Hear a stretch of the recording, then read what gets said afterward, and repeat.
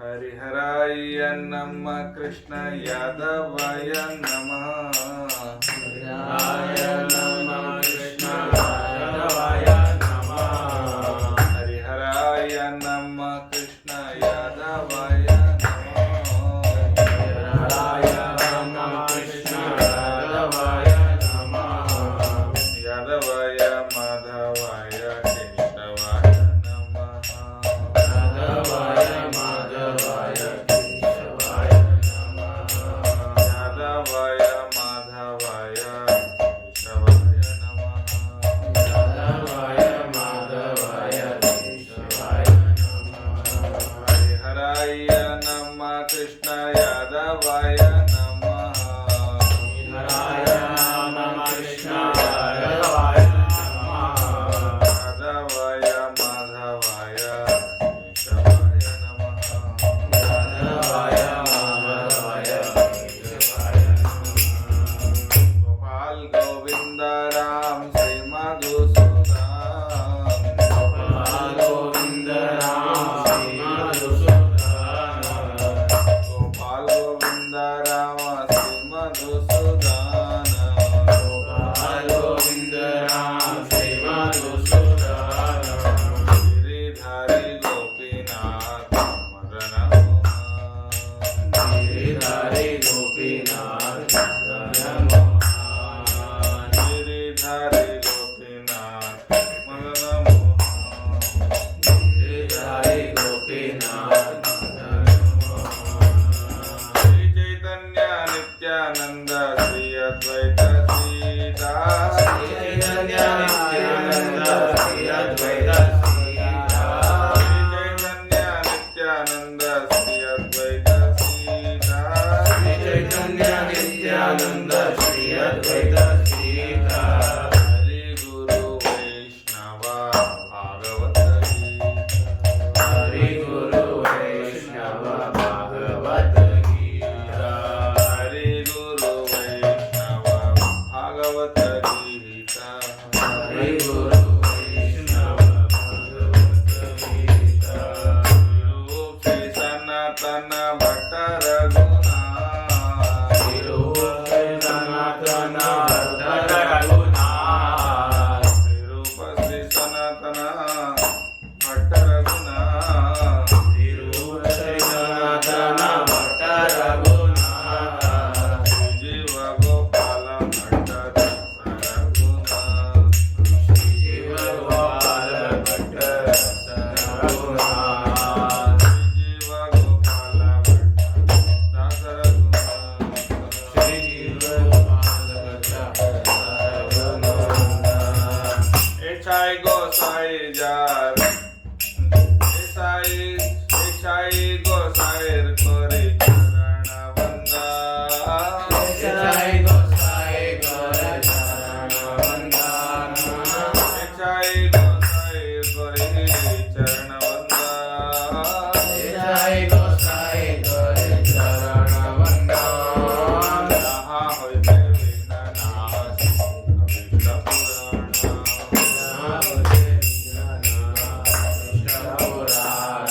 जहाँ होइते विघ्ननाश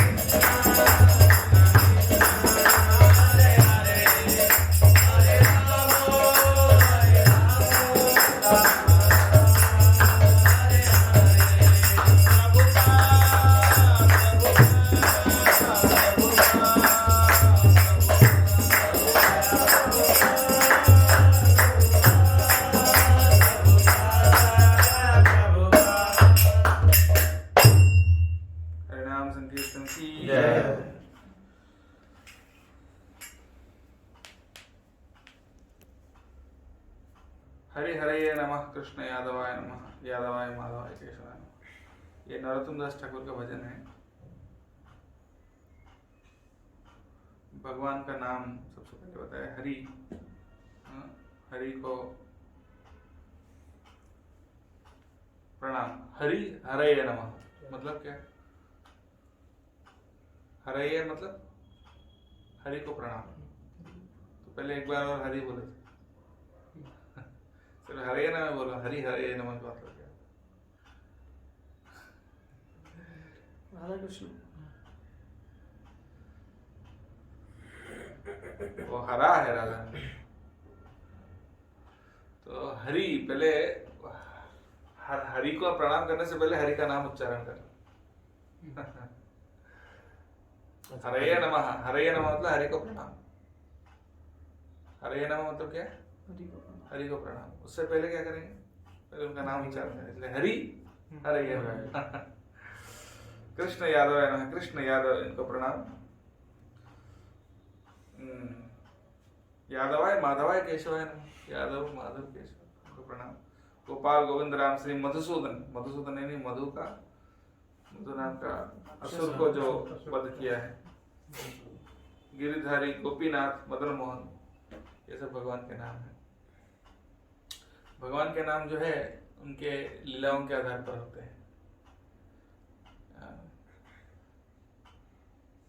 भगवान का अस्तित्व हमेशा भक्तों के संबंध में होता है।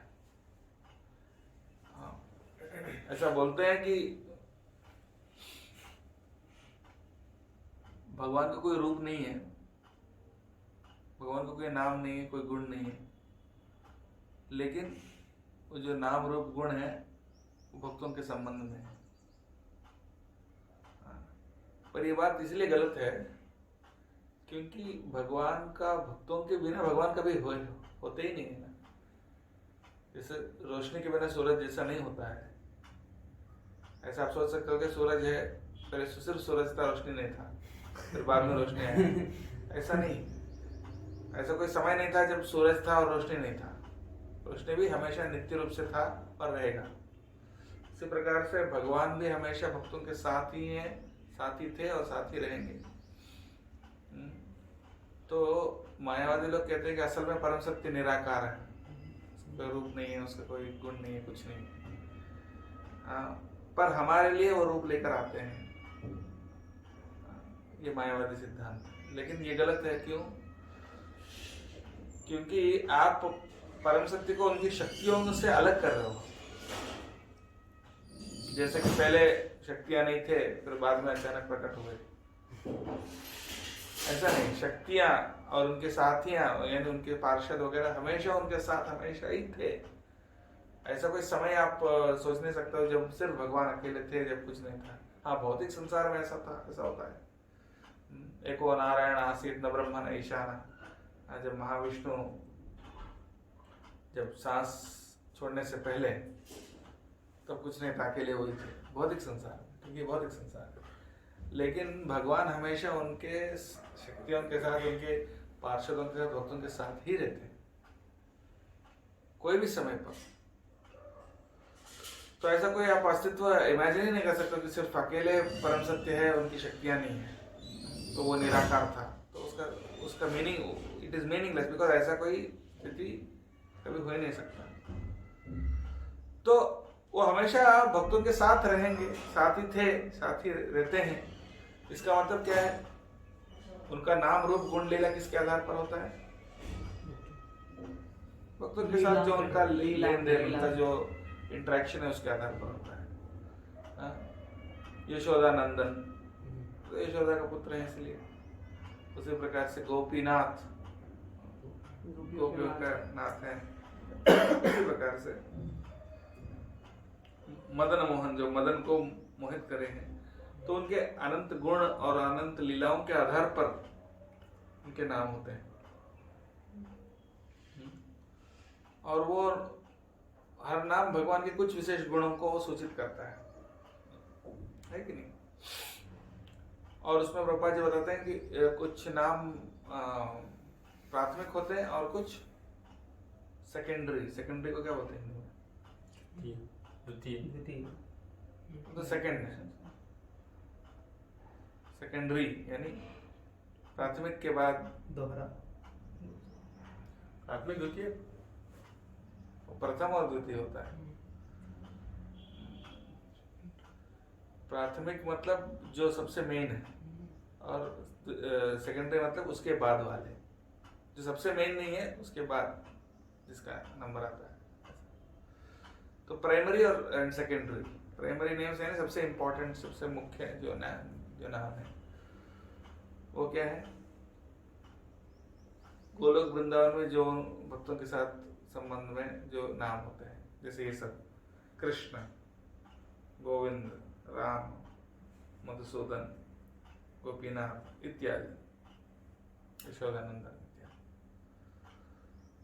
और जो सेकेंडरी नेम्स होते हैं, सेकेंडरी नेम्स यानी जो भौतिक संसार से संबंधित, ईश्वर, परमात्मा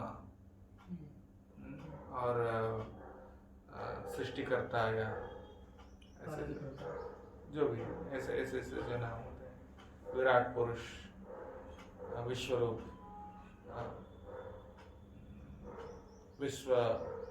विश्वंभर, विश्व को भरण पोषण करते हैं, ये सब क्या हुआ? Secondary names. लोग उल्टा सोचते हैं, जैसे कि ये प्राइमरी है, जो परमात्मा है, वो सर्वेश्वर है, परमेश्वर है, वो विश्व को पालन करने वाले हैं, वो मेन लगता है। और गोपीनाथ और यशोदानंदन या जानकीनाथ ये सब जो है सेकेंडरी लगता है। बट एक्चुअली प्राइमरी ये हैं, क्योंकि उनकी प्राइमरी आइडेंटिटी आध्यात्मिक जगत में है, न कि भौतिक जगत। उनकी शुद्ध भक्तों के साथ, उनके नित्य पार्षदों के साथ, उनके साथ लीलाओं के आधार पर जो नाम होते हैं। तो ये प्राथमिक नेम्स हैं। उनमें से सबसे मुख्य नाम कौन सा है? कृष्ण। कृष्ण। कृष्ण एग्जैक्ट मीनिंग है काला। एक मीनिंग ये भी है जो आकर्षित सर्वाकर्षक, ऑल अट्रैक्टिव।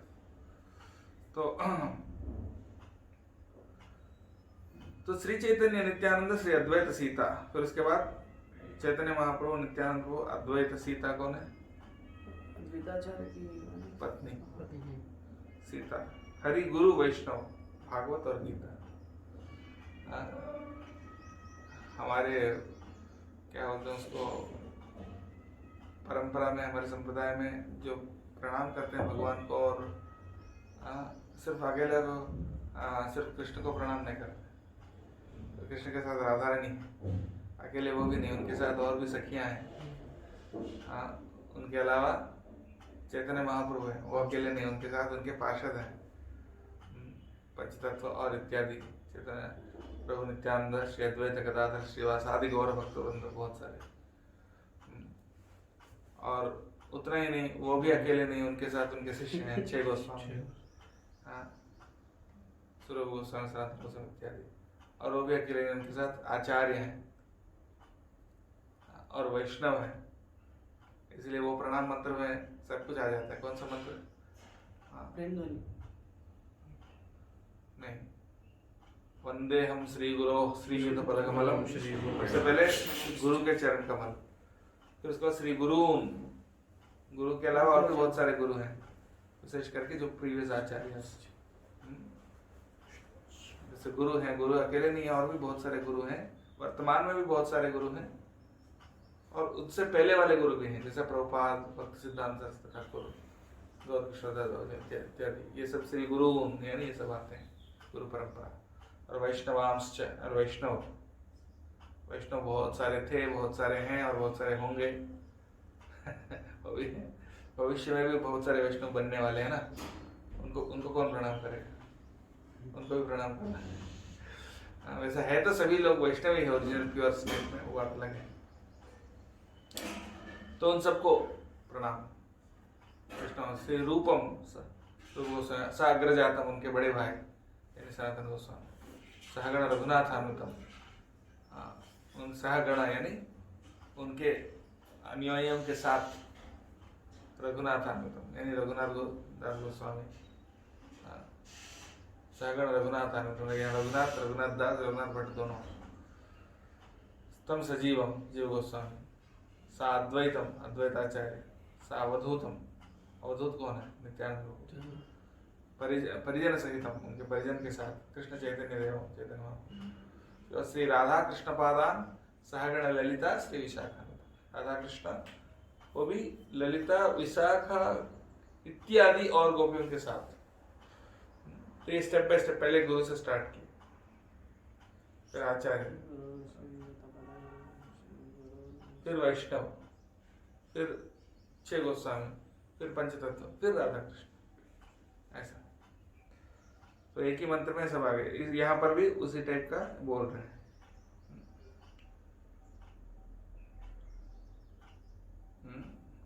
श्री चैतन्य नित्यानंद से हरि गुरु वैष्णव भागवत गीता, इसमें थोड़ा गीता और भागवत को जोड़ दी गीता और भागवत को शास्त्र भी।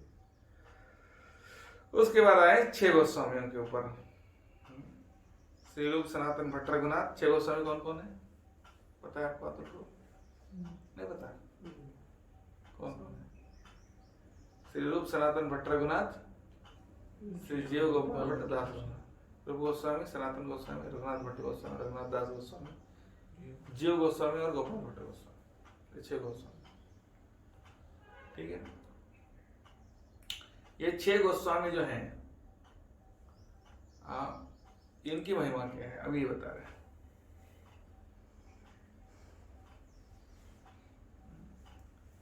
I bow down to the feet of the 6 Goswamis. छाए गोसायर करी चरणवंदन जहां होते विघ्ननाश अभिष्ट पूर्ण।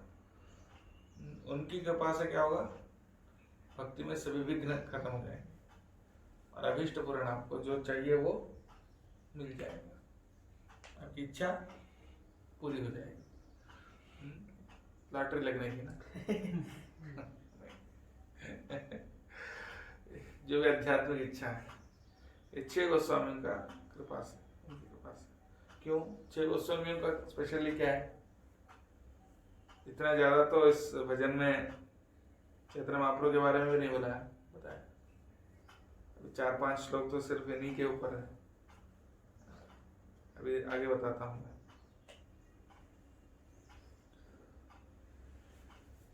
ये छाए गोसाई जार मुई तारदास तासवार पदरेणु मोर पंचकदास। ये 6 गोस्वामी के जो सेवक हैं, 6 गोस्वामी के फॉलोअर्स जो हैं, ये 6 गोस्वामी जार, जार मतलब जिनका, जिनके, 6 गोस्वामी जिनके हैं, यानी 6 गोस्वामी के जो अनुयायी हैं। हम सब उसी में आते हैं अगर जब तक फॉलो करेंगे।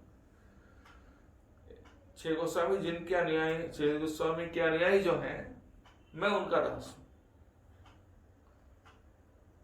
6 गोस्वामी इसके जो फॉलोअर्स हैं, मैं उनका दास। और तासबार पदरेणु मोर पंचग्रास, उनके चरण धूल जो है वो मेरा 5 प्रकार का खाना है। पंचग्रास, पंचग्रास क्या होता है? 5 प्रकार का खाना होता है, जो खाया जाता है, चबाया जाता है, चाटा जाता है, चूसा जाता है और पिया जाता है। ऐसा 5 प्रकार का जो खाना है वो क्या है? हाँ, चरणों का धूल। चरणों का धूल को कैसे खाएंगे? कैसे पिएंगे? हाँ, चाट सकते। इसका मतलब यह है, चरण धूल का मतलब यह है कि उनकी सेवा। चरण धूल रिप्रेजेंट करता है उनकी सेवा को, उनकी नम्र सेवा को। तो वही मेरा सस्टेनेंस है, वही मेरा सब कुछ है। ऐसा तासवार पदरेणु मोर पंचग्रास। उसके बाद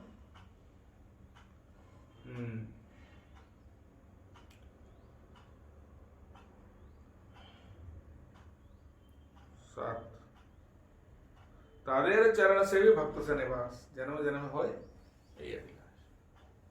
तादेर चरण से, उनकी चरणों की सेवा करना। किनकी? गोस्वामी गोस्वामी नहीं। शिव नो नहीं, ये 6 गोस्वामी के जो सेवक हैं उनके, सेवक की हाँ, किनके चरण धूल की बात किया जा रहा है? वैष्णव जो उनके अनुयायी उनकी, अनुयायी 6 गोस्वामी की नहीं। उनके अनुयायी। हाँ, ये चाहे गोसाई जार, यानी जिनके हैं ये 6 गोस्वामी, किनके हैं? यानी उनके followers के। उनके मुई तार दास में उनका दास हूँ, और ता सवार पदरेण में मोर पंचग्रास, उनके चरण धूल जो है, ऐसा नहीं कि सिर्फ डायरेक्टली 6 गोस्वामी, जो उनके फॉलोअर्स है उनके चरण धूल मेरा 5 प्रकार का घास है। और तादेर चरण धूल, उनकी चरण की सेवा करना, और भक्त सनेवास, भक्त संग में रहना, भक्त संग में रहना, जन्म जन्म हो यही अभिलाष, हर जन्म में यही अभिलाषा है। यही अभिलाषा है। क्या अभिलाषा है? उनकी सेवा करना, फॉलोअर्स की, हाँ, और उनके संग में रहना। उनके संग में रहना। हाँ, भक्त सनेवास, वास मतलब साथ में रहना, निवास, निवास करना है, यानी वास करना है, रहना। भक्तों के संग में रहना और उनकी सेवा करना, ये हर जन्म में मेरी अभिलाषा है। सो भक्तों से दूर होकर आप बहुत बड़े अध्यक्ष बनोगे, या बहुत बड़ा क्या बोलते हैं उसको, अच्छे पोजीशन में रहोगे, वो अच्छा है, या भक्तों के संग में तुच्छ सेवक बनना अच्छा है? तुच्छ से तुच्छ से हाँ, जैसे मुझे याद है कि चौपाटी मंदिर में गया था, वहाँ जो डिवोटीज होते हैं, उनमें से काफी डिवोटीज ऐसे हैं कि अलग अलग सेंटर संभाल रहे हैं, अलग अलग जगह, महाराष्ट्र में कोई कोल्हापुर संभाल रहा है, कोई क्या अलग अलग जगह के मैनेजर है, हाँ, वहाँ के प्रेसिडेंट हैं, हाँ, पर वो वहाँ ज़्यादा टाइम नहीं रहते। ज़्यादा टाइम कहाँ रहते हैं? मंदिर में, बॉम्बे में रहते हैं, महाराज के पास, और अन्य भक्तों के साथ। वहाँ प्रेसिडेंट, यहाँ रेसिडेंट। वहाँ प्रेसिडेंट बनने से रेसिडेंट बनने बनना ज़्यादा अच्छा है। ऐसा है, दोनों ही करना पड़ेगा, लेकिन तो ऐसा, तो अगर आप वहाँ प्रेसिडेंट बनने में ज़्यादा इंटरेस्टेड हो, या रेसिडेंट बनने में इतना इंटरेस्टेड नहीं, तो मतलब भक्ति का मूड कम है, सही नहीं है। तो हाँ, ब्रजे कोई लोवा नहीं, सॉरी, भक्त सनेवास जन्मे जन्म में हो यही अभिलाष, हर जन्म में यही अभिलाषा है। ऐसा नहीं कि हमको भगवान के धाम में जाके सिर्फ सीधा जाके कृष्ण के गोद में बैठ जाना।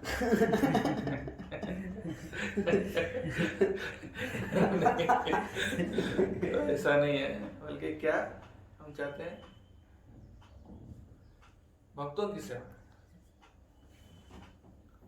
भगवान का धाम जाने की हमारा गोल नहीं है, हमारा गोल है भक्त की सेवा। शुद्ध भक्त बनना, हमारा शुद्ध भक्त बनना, हमारा शुद्ध भक्त बनना मतलब भक्तों की सेवा करना। उसके बाद एछाई गोसाई जब ब्रजे कोई लवास, इच्छे गोस्वामी जब ब्रज में थे तो क्या किया?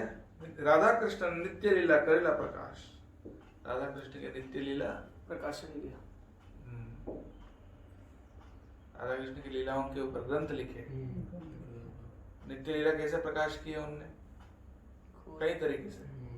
एक तो ग्रंथ लिख के प्रकाशित किए, डीटी ओपन, इसको बुक्स भी प्रिंट करते हैं, क्या बोलते हैं, प्रकाशन बोलते हैं ना, यानी उस चीज के ऊपर प्रकाश डाल रहे हैं, रोशनी डाल रहे हैं।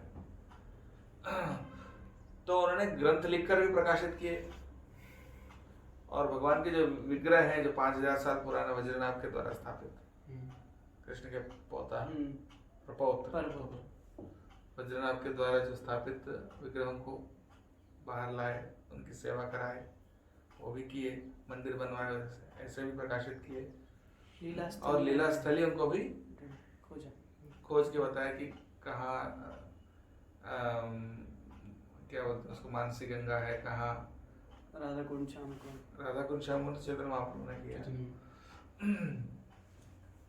और अलग अलग लीला कहाँ केसी घाट है, कहाँ वंशीवट है, कहाँ कौन सा वन है, वहाँ कौन सी लीला हुआ वगैरह।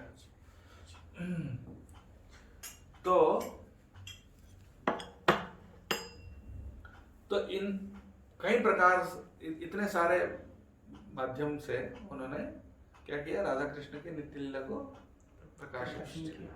उनके उनके खुद के प्रचार के थ्रू, उनके ग्रंथों के थ्रू, विग्रहों के थ्रू, मंदिर बनाने के थ्रू और लीला स्थली को तैयार करने के थ्रू, उनके आचरण के थ्रू, सबको हर तरीके से। हाँ, चैतन्य महाप्रभु ने ज्यादा कुछ नहीं किया। चैतन्य महाप्रभु सिर्फ भक्ति रस को आस्वादन किए, राधा रानी के भाव में वो बस उसको आस्वादन किए, और कुछ कुछ वीआईपी लोगों को प्रचार किए। वीआईपी इन द सेंस सार्वभौम भट्टाचार्य, प्रकाश आनंद सरस्वती और इत्यादि कुछ कुछ लोगों को इधर उधर, वेंकट भट्टा, गोपाल गोस्वामी और इत्यादि, बहुत ज्यादा नहीं। और ऑफ कोर्स जहाँ भी जाते थे हरि बोल बोल के डांस करते थे, सब लोग उनको देख के डांस करते थे, बात अलग है, वो तो ठीक है। लेकिन सिस्टमैटिकली उन्होंने कोई ग्रंथ नहीं लिखा, कोई प्रचार नहीं किया, सारे काम उन्होंने 6 गोस्वामी को एम्पावर किया। इसलिए 6 गोस्वामी श्री चैतन्य मनोभीष्टम स्थापितम येन भूतले, चैतन्य महाप्रभु की जो इच्छा है, जो विजन है, उसको एक्चुअली एस्टैब्लिश किसने किया? रूप गोस्वामी ने और अन्य गोस्वामी ने। तो इसलिए सबसे ज्यादा क्रेडिट उनको दे रहे हैं यहाँ पर। तो इसलिए एछाई गोसाई, अभी इतनी बार इतने श्लोकों से बोल रहे हैं ना, एछाई गोसाई को चरण वंदना करता हूँ, जिनकी कृपा से विघ्न नाश होगा, इच्छा पूरी हो जाएगी। हाँ, जो उनके सेवक है, मैं उनका सेवक हूँ, जो उनके सेवक है उनका मैं सेवक हूँ। और उनके 5 मतलब जो चरण धोले, मेरे 5 प्रकार का खाना है। हाँ, और हर जन्म में मेरी यही इच्छा है कि उनकी सेवकों के संग में रहूं और उनकी सेवा करूं। इतना क्यों बोल रहा हूं उनके बारे में? क्यों? उनकी ब्रज में जब थे राधा कृष्ण की नित्य लीला को उन्होंने ही प्रकाशित की इतने तरीके से। हाँ, इसीलिए ये रीजन बता। फिर बोले आनंदे बोलो हरि भज वृंदावन, आनंद में बोलो हरि हरि बोलो, हरि बोलो हरि हरि हरि हरि। हाँ, आनंद में बोलो भज वृंदावन, वृंदावन का भजन करो। और श्री गुरु वैष्णव पादे माझाइया मन लगा के, कहां पर? गुरु और वैष्णव के चरण कमल, और गुरु वैष्णव के चरण कमल की आशा करते हुए, हाँ, उनकी सेवा करने का इच्छा करते हुए नाम संकीर्तन कहे नरोत्तम दास, हरिनाम संकीर्तन कर रहे नरोत्तम दास ठाकुर। ये इसका मीनिंग है। नरोत्तम दास ठाकुर जी के बारे में थोड़ा सा बताएं। नरोत्तम दास ठाकुर जी के बारे में बताऊंगा तो फिर वही ये उनके बारे में आचार्य के बारे में जब बताना स्टार्ट करते हैं तो संक्षिप्त में बताना मुश्किल है। तो बताना स्टार्ट होता है तो फिर आधा घंटा खींच जाता है। हाँ, तो अभी आधा घंटा हो चुका, आधा घंटा नहीं सकते। हाँ, तो फिर वही क्लास हो जाएगा। चलो ठीक है।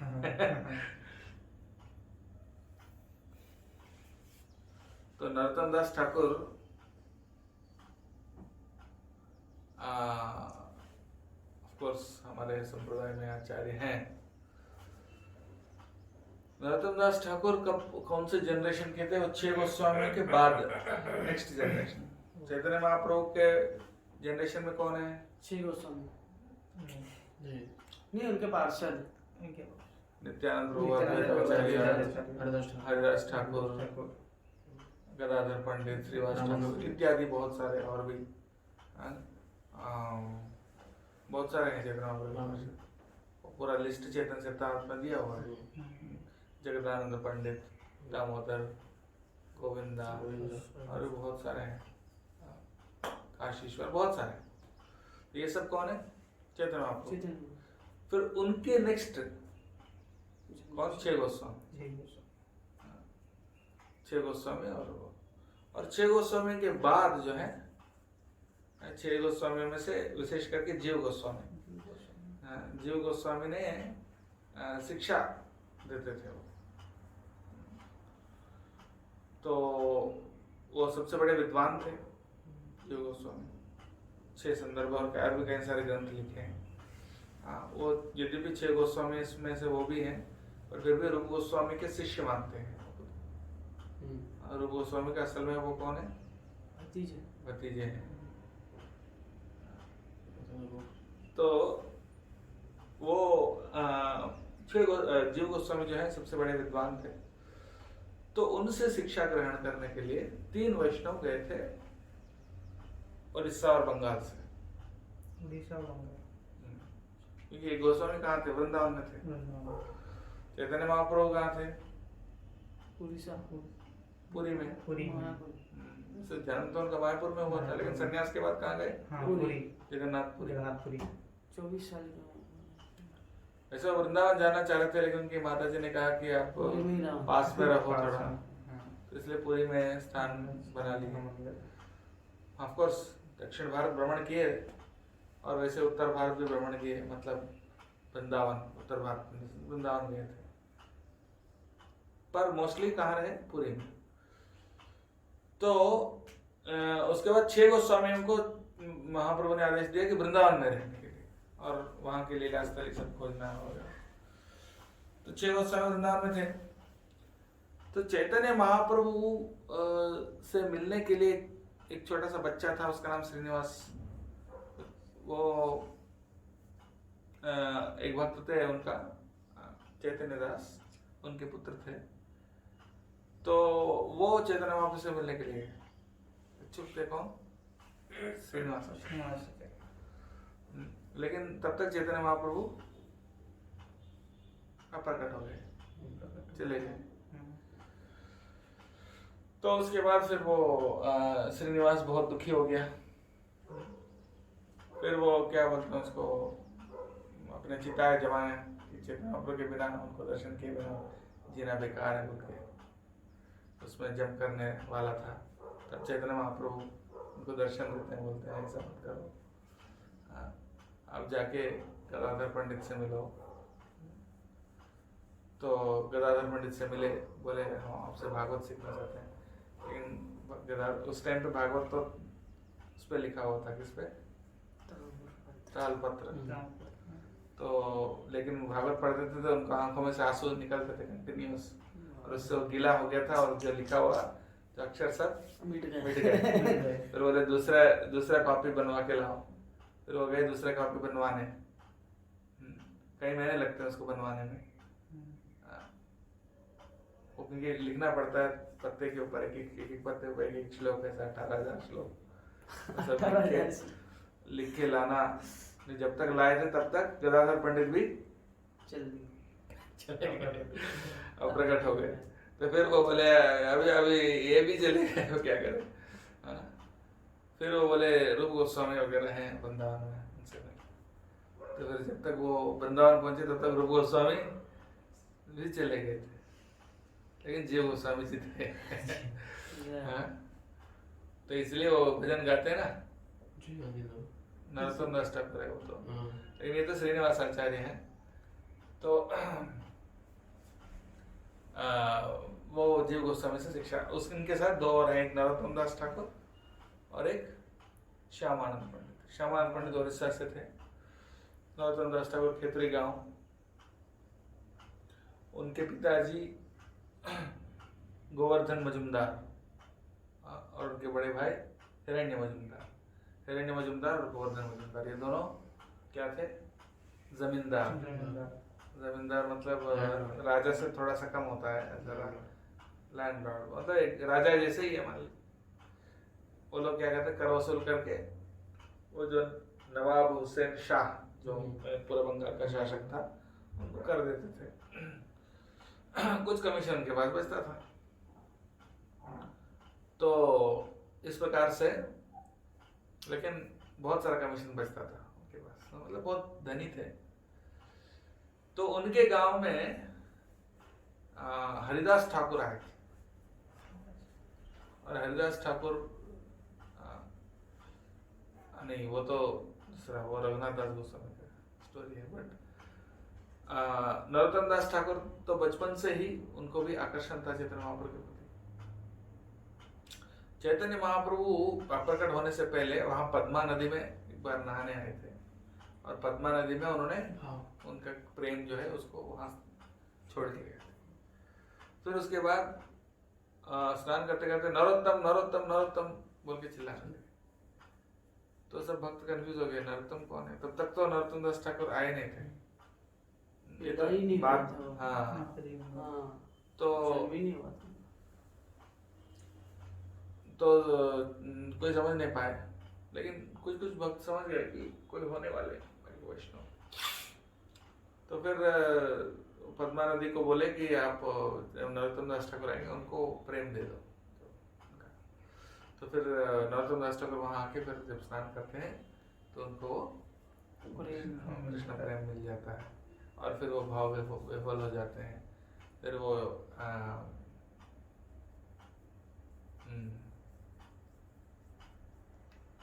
उसके बाद फिर वो लोग जाना चाहते हैं, वो वहां से छोड़ के कहाँ जाते हैं? वृंदावन। वृंदावन में जीव गोस्वामी से वो शिक्षा ग्रहण करते हैं। जीव गोस्वामी से शिक्षा ग्रहण करके साथ में श्यामानंद पंडित, उनका स्टोरी अलग है। मंदिर में मंदिर भी फिर तो है। मंदिर किनका है? मंदिर श्यामान प्रभु का थोड़ी होता है, तो भगवान का होता है। नीले कलर के तो मंदिर देखो, कोई भी चीज बताता है सही तरीके से बताना। मंदिर श्यामान प्रभु का नहीं है, मंदिर राधा श्याम सुंदर का है। जो वो पूरा कहानी अभी शॉर्टकट में नहीं बताऊंगा, आप सुनो पहले। सो श्यामानंद पंडित जो है वो भी जीव गोस्वामी शिक्षा ग्रहण करने आए थे। उसके बाद क्या, वो उनके अंदर बहुत सेवा का मनोभाव था, बहुत सेवा करते थे। रोज झाड़ू लगाते थे। कहाँ पे? कई जगह पे लगाते थे, लेकिन एक मेन क्या बोलते हैं उसको, बरसाना का जो मंदिर है पहाड़ के ऊपर, वहाँ सामने डेली एवरी डे बहुत देर तक, एक जगह नहीं, काफी एरिया में वो झाड़ू लगाते थे। और वो सेवा ऐसे झाड़ू लगाते लगाते लगाते एक दिन क्या हुआ, भगवान उनकी सेवा से बहुत प्रसन्न हो। जो हम्बल सर्विस करते हैं भगवान से बहुत प्रसन्न होते हैं। इन्हें जैसे तो बहुत बड़ा विद्वान हूँ मैं, तो किताब पढ़ूंगा, किताब लिखूंगा, झाड़ू कौन लगाएगा, ऐसा नहीं। वो करते करते करते बहुत समय हो गया, और एक दिन ऐसा झाड़ू लगाते लगाते कुछ चमकता हुआ कुछ दिखाई दिया। देखा ये क्या है, उठा के देखा, वो पायल है, जो क्या बोलते हैं उसको, पैर में पायल का घुंघरू। हाँ, पायल का छोटा सा पीस है। तो वो जब उठा के देखते हैं तो समझ में आता है ये तो बहुत कोई इस दुनिया का जैसा नहीं लगता है, बहुत बहुत ही ज्यादा। उसको छूते ही उनके अंदर कृष्ण प्रेम प्रकट हो गया, बहुत आंखों में आंसू आने लग गया, बहुत स्वीट फीलिंग है। मैंने बोला ये तो कोई साधारण नहीं, इसको फिर मैंने संभाल के रखा। तो वो किनकी थी? राधा रानी। राधा रानी। तो फिर राधा रानी उनकी सखी को भेजती है, ललिता सखी को, जाके ढूंढ के लाओ। तो आके दूसरे वेश में आती है, आकर बोलते हैं कि हमारी मालकिन का वो कुछ घुंघरू घूम गया, मिला क्या? मिला तो है, लेकिन वो मैं सीधा उन्हीं को जाके दूंगा, उन्हीं से मिला उन्हीं को। बोले ठीक है। तो फिर राधा रानी को फिर बुलाए, तो राधा रानी खुद आए, ओरिजिनल स्वरूप में आए।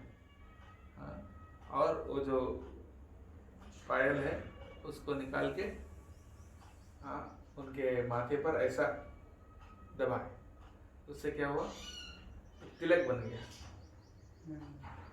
तिलक बन गया। और बोले ये तिलक हमेशा रहेगा और अब से तुम्हारा नाम क्या है, श्यामानंद। और राधा रानी अपने हृदय से एक कृष्ण के विग्रह प्रकट करके उनको देती है। राधा रानी अपने हृदय से कृष्ण का एक छोटा सा डेटी देती है उनको पूजा करने के लिए। और नाम दी क्या, श्यामानंद। इससे पहले उनका नाम था दुखी कृष्णदास। दुखी कृष्ण। हाँ दुखी कृष्ण का दास दुखी। हाँ हाँ, हम सब दुखी है ना, ढंग से नहीं कर रहे सेवा इसलिए। तो ऐसे उनका नाम ऐसा हो गया था। बट लेकिन राधा ने उनको क्या नाम दे दी, श्यामानंद पंडित। और फिर वो विग्रह देकर वो चले जाते हैं। तो तब से लेकिन राधा रानी कहते हैं कि ये जो कि आपने मेरे दर्शन हुआ, मैंने आपको ये नाम दिया है या जो हुआ है ये किसी को नहीं बताना। तो इस तरह से क्या हुआ, फिर वो श्यामानंद पंडित फिर वहां से मतलब वो पूजा करने लगते हैं उस विग्रह का। फिर कुछ समय बाद क्या होता है, ये पता चलता है उनके गुरु को। उनके गुरु कौन है, हृदय चैतन्य, जो बंगाल में थे। और ये तो वृंदावन आ चुके थे। पता चला कि उनका नाम दुखी कृष्णदास का नाम क्या हुआ, श्यामानंद पंडित। तो श्यामानंद पंडित जो है वहां पर है और उनका नाम बदल दिया। मैंने तो नहीं दिया, तो जैसे दीक्षा में नाम बदल के देते हैं, कौन देते हैं, गुरु देते हैं। हाँ, पर मान लो आपको गुरु ने एक नाम दे दिया, तुम कहीं और जाके दूसरा नाम ले लोगे, इसका मतलब क्या हुआ, आप वो गुरु को नहीं मान रहे हो, या अपराध हो जाता है उससे। और तिलक भी अलग लगाने लगा, नाम भी अलग हो गया उनका।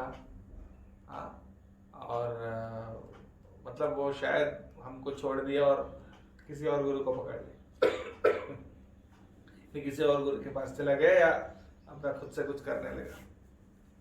ये सुनकर थोड़ा चिंतित हो जाते हैं कौन, हृदय चैतन्य। हृदय चैतन्य जाते हैं सीधा, उस टाइम पे सब पैदल ही काम होता था, तो वहां से फिर सीधा वृंदावन पैदल जाके उनको बोलते थे तुम क्या कर रहे हो। बोले ओ राधा रानी ने तो मना किया, तो बोल नहीं पा रहे थे। तो फिर बोले ये तिलक हटाओ, ऐसे तिलक नहीं लगाना, बोल के हटाने लगे। पर वो बोले ये तो निकलता नहीं है। तो फिर वो अपने हाथ से उसको रगड़ने लगे। किसने, हृदय चैतन्य। हृदय चैतन्य अपने हाथ से उस तिलक को मिटा रहे, लेकिन फिर भी वो मिट ही नहीं रहा। और जितना वो साफ कर रहे हैं उतना और चमक रहा है उतना। तो फिर उनके सपने में फिर राधा रानी आकर बताती हैं चिंता मत करो, ये मैंने ही दिया है। हृदय चैतन्य जी के सपने में। हाँ, तो फिर वो बहुत प्रसन्न हो जाते हैं। तो यानी राधा रानी खुद उनको दर्शन दिए हैं और विग्रह दिए हैं। ये सब क्यों, क्योंकि उनकी सेवा मनोभाव से संतुष्ट होकर। तो इसी प्रकार से हम जब सेवा करते हैं नम्र भाव से वैष्णवों की, सेवा का मतलब क्या होता है, सेवा का मतलब होता है उनको प्रसन्न करने के लिए जो काम किया जाता है। वो जो चाहते हैं, जिससे वो खुश होते हैं, यानी कि हम जो करना चाहते हैं वो करें। हम मैं यही सेवा करूंगा, ऐसे ही करूंगा मैं सेवा, ऐसा नहीं। आप कैसे चाहते हैं वैसा करना, उसको बोलते हैं सेवा।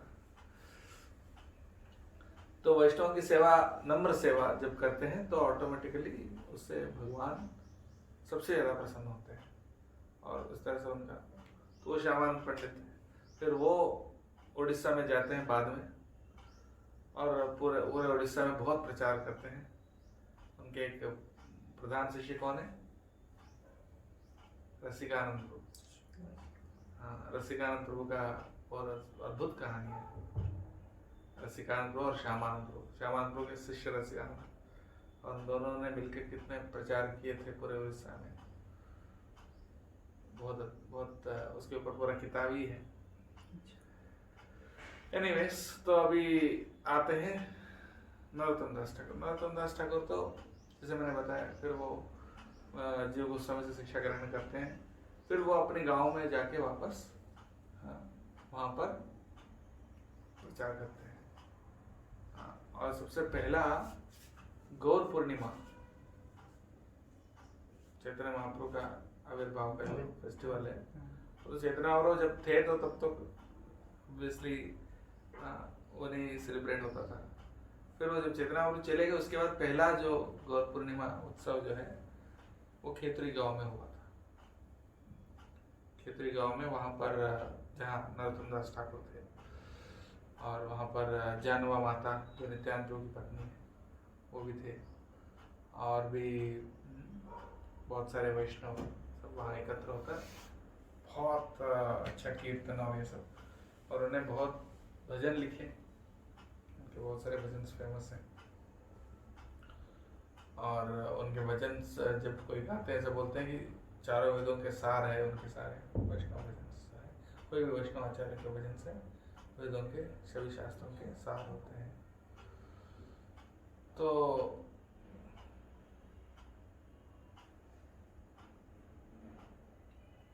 और भी कहना के लिए तो बहुत कुछ है, और कहानी तो उनका बहुत सारे हैं, लेकिन नरोत्तम दास ठाकुर जब प्रचार करते थे वहाँ बंगाल में, बहुत सारे लोग वहाँ के जो ब्राह्मण थे वो उनसे ईर्ष्या करते थे।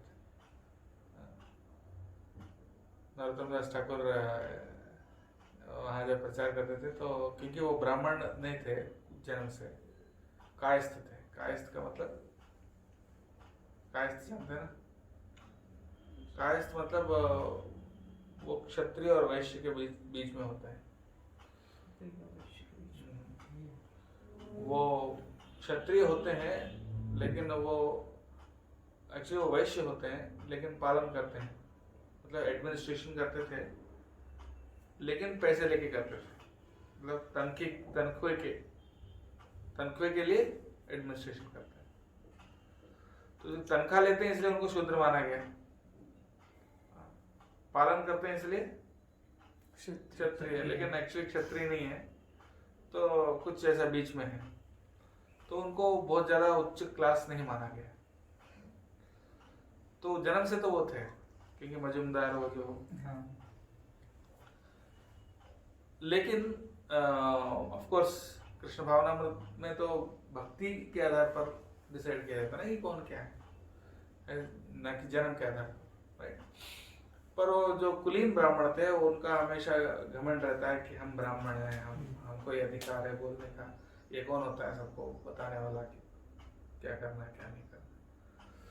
और वो गुरु भी हो गया, दीक्षा भी देने लग गया, तो फिर वो लोग ब्राह्मण लोग सब नाराज थे और वो वहाँ के एक पंडित को लेके आए और उनको तर्क में हराने के लिए। हाँ, तो फिर उसमें वो पंडित खुद हार गया था। तो इसके बाद फिर वहाँ का राजा के पास गए थे, नरसिम्हानंद राजा थे। हाँ, तो वो राजा वहाँ गए थे, उनके साथ उनके आस्थान पंडित को लेते हुए। वो उनके आस्थान पंडित का नाम क्या था? गंगा नारायण चक्रवर्ती। उनको लेके गए थे और गंगा नारायण चक्रवर्ती जब उनसे मिले थे वो भी प्रभावित हो गए थे उनसे, वो भी उनके शिष्य हो गए थे। तो लेकिन तब तक राजा नहीं गए थे, गंगा नारायण चक्रवर्ती गए थे, वो भक्त बन गए थे। पर फिर से ब्राह्मणों ने जाकर राजा को शिकायत किया, बोले ऐसा ऐसा हो रहा है। तो फिर उनके साथ और भी उनके आस्थान पंडित और सबको लेके कहाँ जा रहे थे? खेतरी गांव। और गांव जाते जाते रास्ते में रुकते हैं, तो उनके जो शिष्य थे, ये तो श्रीनिवास आचार्य के दो शिष्य थे। कौन? रामचंद्र कविराज और एक कोई। तो उन्होंने क्या किया, एक प्लान बनाया। तो राजा जहाँ बीच में रुकते थे, तो जहाँ रुकते हैं आपको क्या चाहिए खाना बनाने के लिए, उस टाइम पे घड़े में बनाते थे, मटके में, घड़े में। तो वो चाहिए और एक पान भी चाहिए। तो उसके दुकान खोले, उसके दुकान खोल के बैठे। लेकिन वो लोग कौन थे असल में? पंडित थे, बहुत बड़े विद्वान थे। तो शुद्ध संस्कृत में बात करने लगे। तो कोई मतलब घड़ा जिससे खरीदता है उसको संस्कृत थोड़ी आती है। तो घड़ा खरीदने जा रहे हैं और घड़े वाला शुद्ध संस्कृत में बात कर रहा है, पान वाला भी शुद्ध संस्कृत में बात कर रहा है। कौन है भैया, आपको इतना नॉलेज कहाँ से? हमारे गुरु की कृपा है। कौन आपके गुरु है? हाँ, नरोत्तम दास ठाकुर। तो प्रणाम कर लिया। और बोले कि ये घड़े वाला और पान वाले से ही हम बात नहीं कर पा रहे हैं, उनके गुरु से क्या बात करें?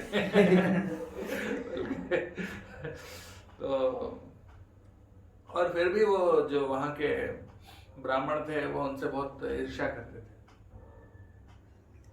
तो बहुत सारे षड्यंत्र वो करते थे उनका नाम को खराब करने के लिए। तो एक ब्राह्मण ऐसा था जो उनको निंदा करता था, उनको लेप्रेसी हो गया। क्या कुष्ठ रोग होता है, कुष्ठ रोग हो गया। तो फिर वो वापस जाके उनसे माफी मांगने जाते हैं। तो उनकी कृपा से फिर वो ठीक हो जाते हैं। ऐसे बहुत सारी कहानियां हैं। और आखिर में बताते हैं कि वो उनका शरीर कैसे त्यागे, वो वहाँ गए थे। कहाँ पे? पद्मा नदी में। पद्मा नदी में नहा रहे थे। उनके शिष्यों को बोले कि आप पानी डालो मेरे ऊपर और ऐसे ऐसे हाथ से रख दो। तो जैसे उनके ऊपर पानी डालने लगे, उनके शरीर से दूध जैसा लिक्विड बन के वो नदी में मिक्स हो जाए, ऐसा होता था। तो इस प्रकार से बहुत कुछ है। मेन तो उनका भजन से हम जानते हैं उनको। उनका भजन शैली भी है अलग, सिखाया और पूरा सिस्टम बनाया कैसे भगवान का नाम का कीर्तन करना है। वो सब उसका नाम भी है, दास ठाकुर का भजन शैली का कुछ नाम है, भूल रहा हूँ। आपने पूछा तो इसलिए मैं उसी के ऊपर बोल दिया, वैसे मैं पहले से सोचा नहीं ये सब बोलने के लिए। ठीक है, और कोई प्रश्न है किसी को? पद्मा नदी कहाँ पर है? बंगाल में ही है। गंगा नदी का ही एक शाखा है। और मुख्य बात यह है कि मैं हर बार जैसा बताता हूँ कि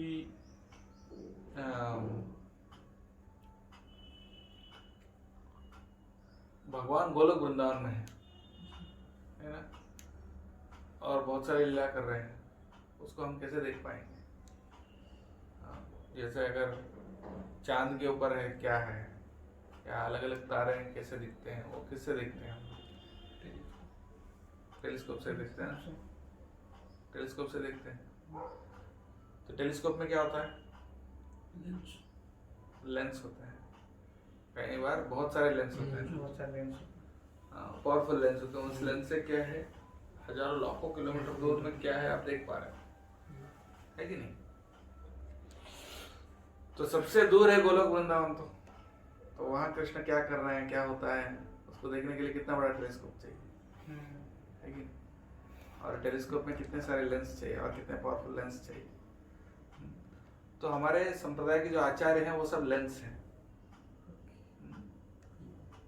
वो हमको विजन देते हैं। चश्मा क्या करता है? दिखाता है। एक तो आर पार होता है, आर पार दर्शिता, ट्रांसपेरेंट होना चाहिए। और उसके अलावा एक और काम क्या करता है? क्लियरिटी। हाँ, क्लियर विजन को क्लियर करता है, फोकस में लाता है। उसी प्रकार से जो आचार्य हैं वो लेंसेस जैसे हैं। वो एक तो भगवान को एज इट इज दिखाते हैं, एट द सेम टाइम हमारे विजन को भी क्लियर करते हैं। हाँ, हमको और करीब लाते हैं भगवान के। हाँ, तो ऐसा एक से एक के बाद एक सारे आचार्य उनके अलग अलग लेंसेस हैं, इन सारे लेंसेस के थ्रू जब हम देखेंगे भगवान को तो तब पिक्चर एकदम क्लियरली देख पाते हैं। इसलिए अपने गुरु से स्टार्ट करके सीधा भगवान तक जितने आचार्य हैं उन सब की टीचिंग्स के थ्रू अगर आप भगवान को देखोगे तो एग्जैक्टली पिक्चर क्लियर हो जाएगा कि अभी भगवान गोलोक में क्या कर रहे हैं। और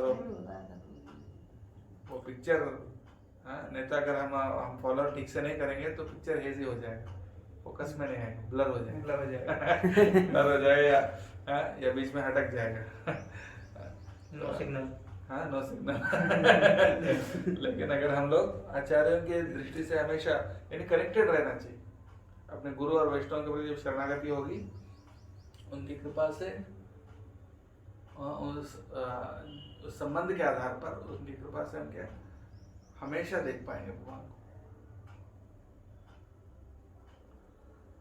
तो इसलिए आचार्यों को उपासना करना जरूरी है। सबसे पहले तो अपने गुरु, फिर श्रील प्रभुपाद और प्रीवियस आचार्य। ठीक है, बहुत बहुत धन्यवाद। जय श्री प्रभुपाद की। हाँ, क्वेश्चन ये कि जैसे आपने बताया कि वो नरोत्तम दास ठाकुर बोल रहे कि 6 गोस्वामियों के जो सेवक है मैं उनका सेवक हूँ। इसी हम भी, जैसे आपने बताया, हम हमारे मन में भी आया कि हम भी ऐसा कुछ हो हमारे अंदर भी, लेकिन वो उसी टाइम तक के लिए रहता है। वो फिर उसके बाद हम वैष्णव के साथ सेवा करते हैं, डील करते हैं, तो वो संबंध फिर क्यों नहीं अच्छा रहता है ज़्यादा समय तक, और अपराध होते जाते और काफ़ी सारी चीज़ें हैं कि हम उससे फिर दूर होते जाते हैं, हमारी भक्ति भी कम हो जाती है।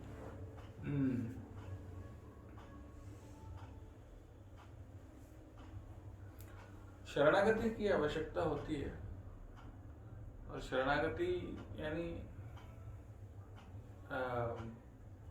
श्रद्धा जब किसी वैष्णव पे इतना गहरा हो जाता है कि हम बस पूरी तरह से समर्पित हो जाते हैं।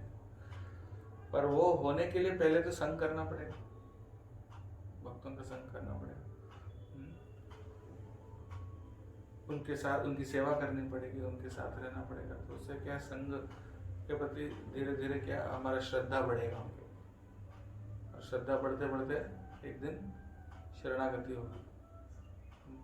इतनी विश्वास हो जाते हैं उनके ऊपर हमें कि ये हमें मतलब सही दिशा में ले जाएंगे और हमको कनेक्ट करेंगे। तो उतने विश्वास जब हो जाते तो आत्मसमर्पण कर सकते हो। तो उसके बाद फिर वो शरणागति से फिर वहाँ सही प्रोग्रेस तब से होगा कंप्लीट तरीके से। हाँ, यानी आप वो वहाँ तक नहीं पहुँच पा रहे, मतलब आपकी श्रद्धा टूट रही है बीच में, श्रद्धा बढ़ नहीं पा रहा। हाँ, तो इसलिए श्रद्धा को हमेशा केयरफुली बरकरार रखना चाहिए।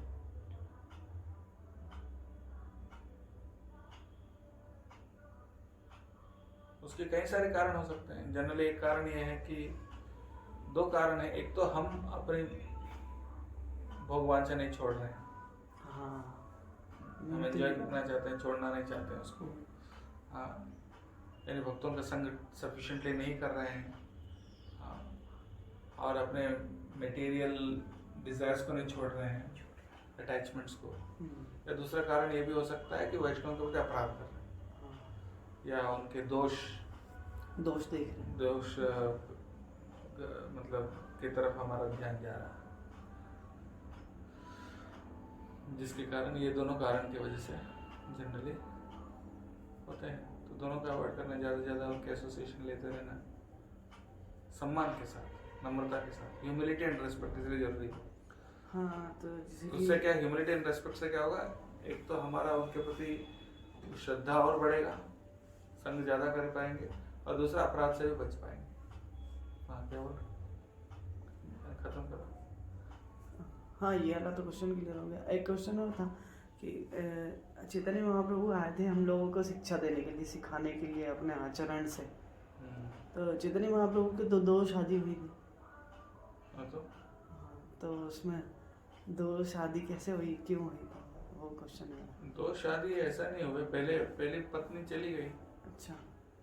हाँ, लक्ष्मी प्रिया पहली वाइफ थी, वो चली गई है, मतलब खत्म हो गई, हाँ मतलब गोलोक हाँ, धाम गोलोक चली चली गई। तो फिर उनकी माता जी, सच्ची माता जी ने इंसिस्ट किया कि दूसरी शादी करो। फिर उनको सेटिस्फाई करने के लिए उन्होंने किया। तो ऐसा कर सकते हैं क्या? मतलब ऐसा क्वेश्चन है मेरा कि अगर कोई करे तो कोई ऐसा कर सकते हैं क्या? वो क्या कर रहे हैं और कैसे कर रहे हैं, दोनों ध्यान लगाना चाहिए। क्या किए, सबसे पहले मैंने बताया आपको कि उनकी माता जी के आदेश पर किए, क्योंकि उनकी पहली पत्नी नहीं रही। ठीक है, और क्यों किए वो भी मैंने बताया। तो उस आधार पर हाँ, चैतन्य महाप्रभु के आचार्य लीला कर रहे हैं, भगवान है लेकिन आचार्य जैसे हो, तो उनके हर एक एक्शन परफेक्ट है, क्यों नहीं कर सकते? लेकिन ऐसा नहीं कुछ एंजॉय करने के लिए या ऐसा हाँ कुछ। वही, आजकल तो वही होता है एंजॉय करना। वो एक अलग चीज है। और कुछ? ठीक है, यहाँ विराम देते हैं, लेट हो गया। जय श्री प्रभुपाद की जय। गौतम दास ठाकुर की, अनंत कोटि वैष्णव की, 6 गोस्वामियों की, गौर प्रेमानंद। जय।